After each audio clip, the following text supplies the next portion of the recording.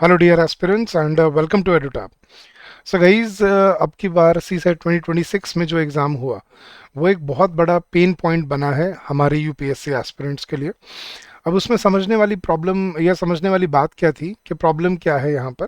Guys, इतने different और इतने वेरिड सोर्सेज से ये पैसेजेस लिए गए कि अब बच्चों के मन में सवाल आ रहा है कि सर हम पढ़ें क्या, मतलब कौन से सोर्सेज हैं जो हम फॉलो करें ताकि हम अपने कॉम्प्रिहेंशन पैसेजेस को आराम से सॉल्व कर पाएँ, जो हमारे एक पेन पॉइंट ना बने। तो गाइज, आज अगर आपको भी ये चीज़ फील होती है तो this video is for you. Don't forget to like the session and don't forget to subscribe अगर आप यहाँ पहली बार हैं तो गाइज, आज सबसे पहले डिकोड करेंगे कि कौन से सोर्सेज हैं जो आपको पढ़ने चाहिए अपने सी सैट 2027 की प्रिपरेशन के लिए गाइज, और ये हम समझेंगे अपने प्रीवियस ईयर पैसेजेस से।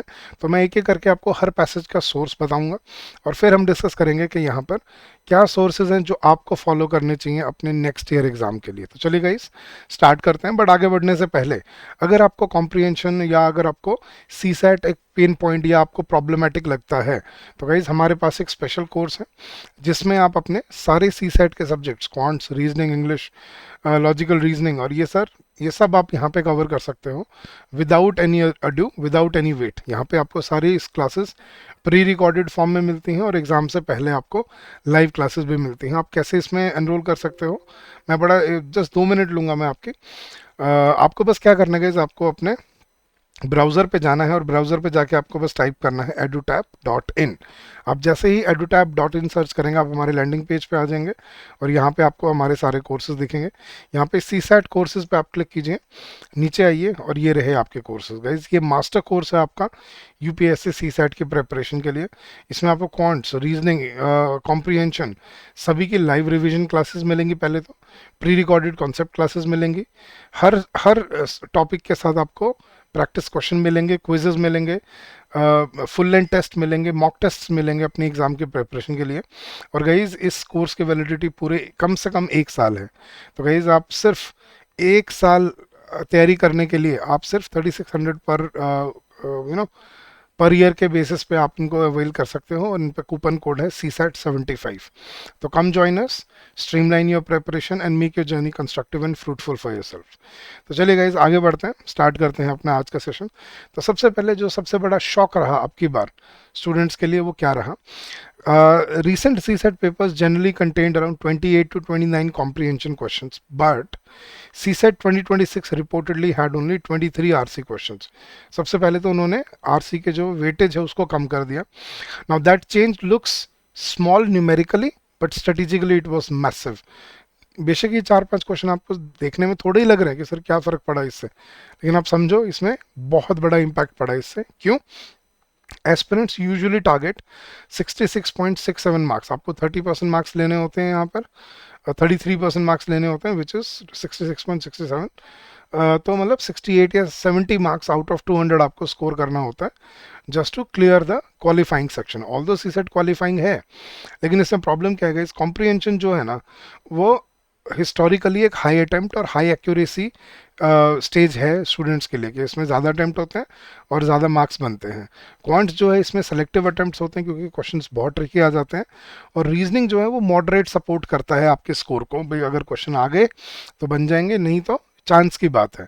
तो इससे हुआ क्या, when UPSC reduced RC by 6 questions, nearly 15 marks worth of relatively safer territory disappeared के। जो हम 15 मार्क्स जो बच्चे सेफ सोचते थे वो अब गायब हो गए इस साल। तो dependence on quants and analytical reasoning increased, जिससे क्या हुआ, क्वांट्स और रीजनिंग के ऊपर जो डिपेंडेंसी थी वो बढ़ गई। नॉन इंजीनियरिंग और ह्यूमैनिटीज एस्पिरेंट्स, जो इनका जो बफर जोन होता था कॉम्प्रिहेंशन, वो कहीं ना कहीं कम होता दिखा इस बार।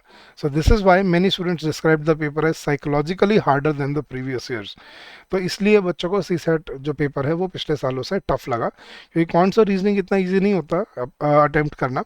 कॉम्प्रिहेंशन एक सेफ जोन होता है, लेकिन जब उसके क्वेश्चन कम हो जाएंगे तो अपने आप ही आपकी जो मतलब रिलेटिव जो डिपेंडेंस है वो बढ़ जाएगी क्वांट्स और रीजनिंग के ऊपर।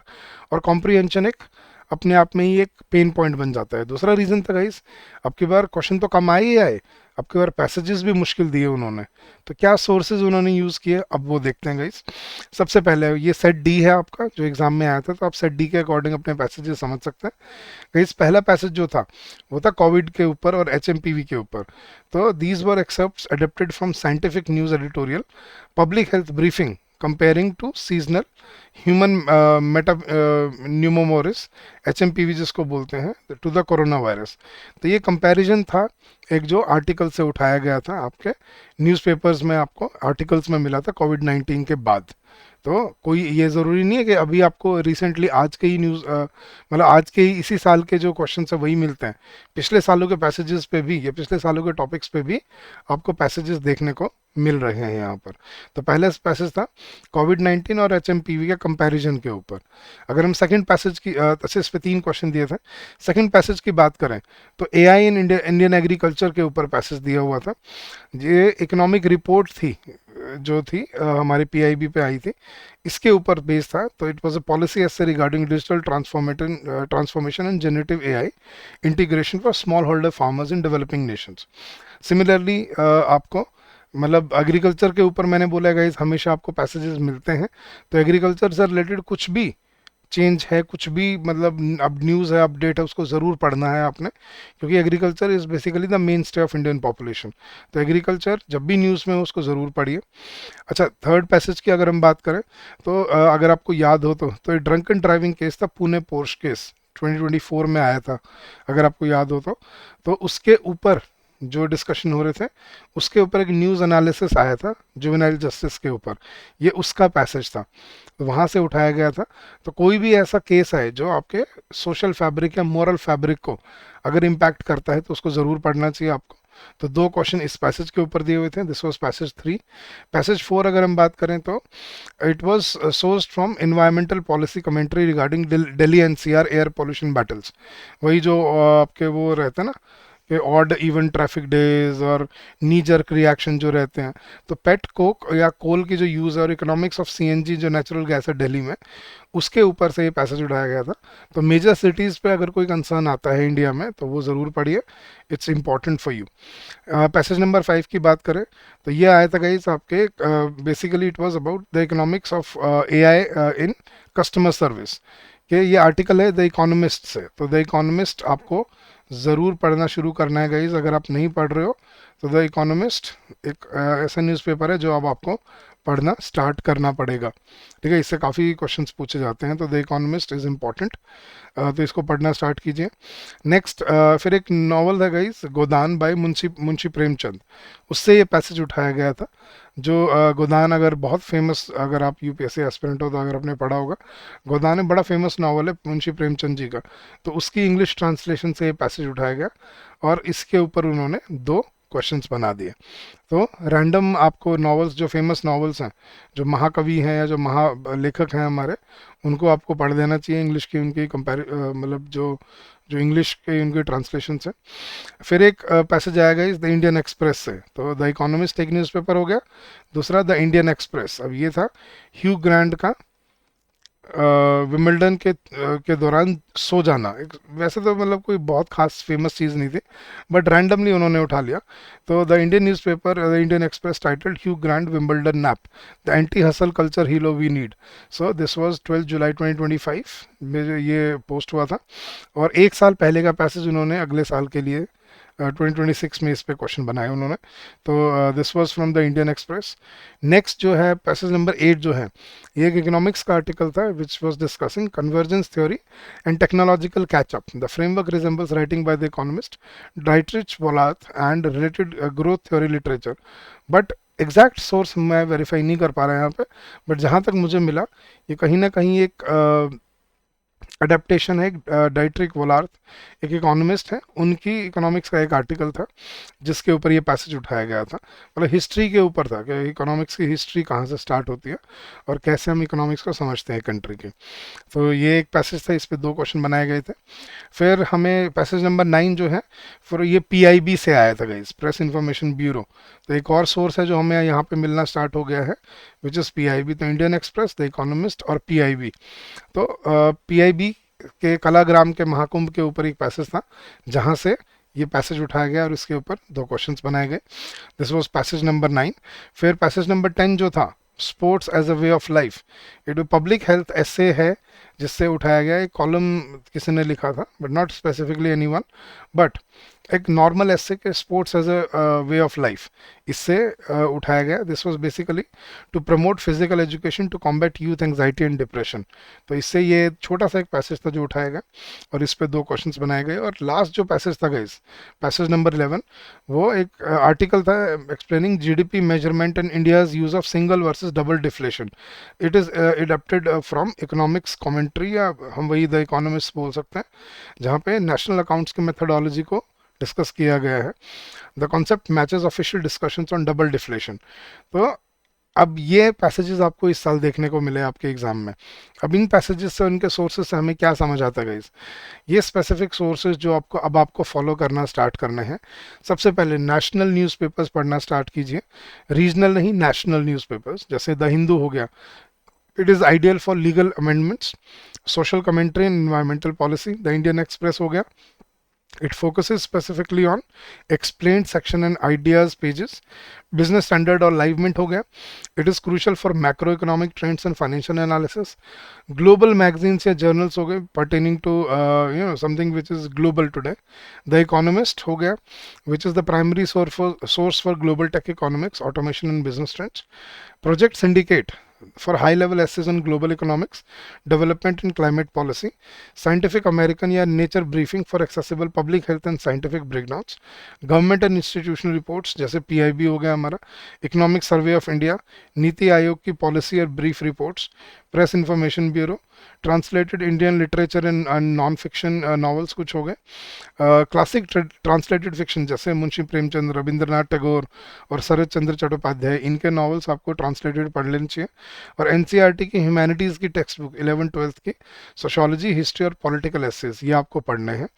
इससे आपको काफ़ी हद तक आइडिया लगेगा कि कैसे पैसेजेस और कैसे आर्टिकल्स आपको एग्जाम में दिए जाते हैं।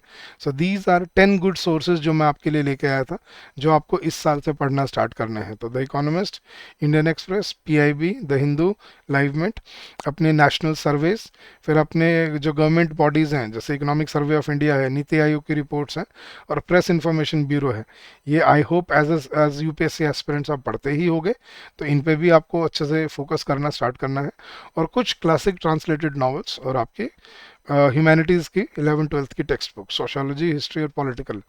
सो ये हैं सोर्सेज जो आपको इस साल से पढ़ना स्टार्ट करने हैं अपने एग्ज़ाम के लिए। तो आई होप आपको अब समझ आया होगा कि किस तरह के कहाँ से सोर्सेज हैं जो पैसेजेस उठाए जाते हैं और कैसे आपको पैसेजेस एग्ज़ाम में दिए जाते हैं। तो गाइस, अगले साल की तैयारी अब से स्टार्ट कीजिए, भूलिएगा मत आपकी तैयारी। अगर डिले हो गई तो पूरा साल आपका सिर्फ एक छोटे से एग्ज़ाम की वजह से लटक सकता है। So don't take that chance. और आपको अगर प्रिपरेशन करने की ज़रूरत है, आपको एक सोर्स चाहिए, आपको एक हैंड होल्डिंग मेंटर चाहिए, तो आप हमारे कोर्स से जुड़ सकते हैं। फिर से मैं आपको 30 सेकंड लूँगा, बस सबको कोर्स के बारे में बता देता हूँ। एज आपने बस क्या करना है, आपने बस अपने ब्राउज़र पर जाना है और ब्राउज़र पर जाके आपको टाइप करना है edutap.in, EDUTAP, edutap.in। और जैसे आप इंटर प्रेस करेंगे आप हमारे लैंडिंग पेज पे आ जाएंगे और यहाँ पे आपको दिखेंगे हमारे सारे के सारे अवेलेबल कोर्सेज। इन कोर्सेज में गाइज आपको just give me 1 second guys.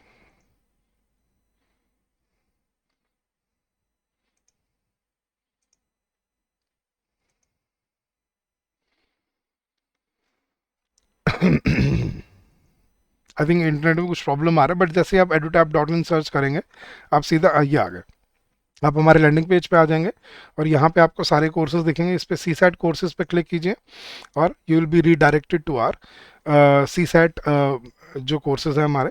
Guys, यहाँ पे आपको एक ऐसा कोर्स मिलता है, मास्टर कोर्स, जिसमें आपको हर सब्जेक्ट के लिए क्वांट्स, रीजनिंग, इंग्लिश, सभी के लिए, मतलब कॉम्प्रिहेंशन, सभी के लिए आपको पहले तो प्री रिकॉर्डेड क्लासेस मिलेंगी हर लेक्चर के लिए। फिर उसके बाद आपको एग्ज़ाम से पहले लाइव क्लासेस मिलेंगी, ठीक है, जो लाइव क्लासेस आप यूज़ कर सकते हो अपने एग्ज़ाम प्रिपरेशन के लिए।